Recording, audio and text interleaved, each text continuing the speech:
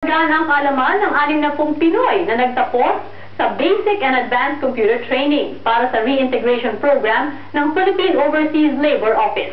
Yan ang balitang Middle East ni Robert Soldevilla.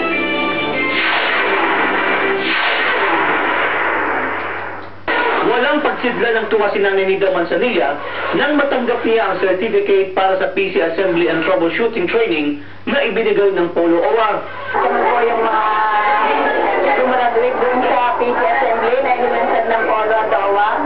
At nagpapasalamat po kami ng marami sa kasyagaan ng aming mga instructor. Pinakamatanda si Nanay Nida sa 60 Pinoy na kumuha at nagtapos ng Basic at Advanced Computer Training ng Polo.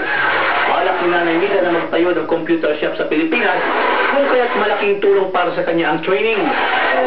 Marami din po may tutulong sa amin yung mga natutunan namin, lalo na sa panahon ito na hindi namin alam kung magkakaroon pa kami dito sa Oman.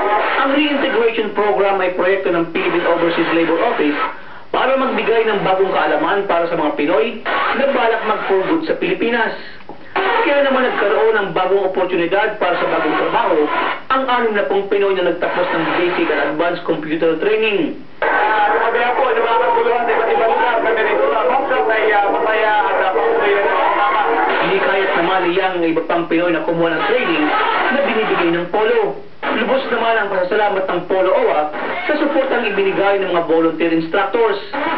Nagbabalita sa Middle East, Robert Soldevilla, Muscat, Oman.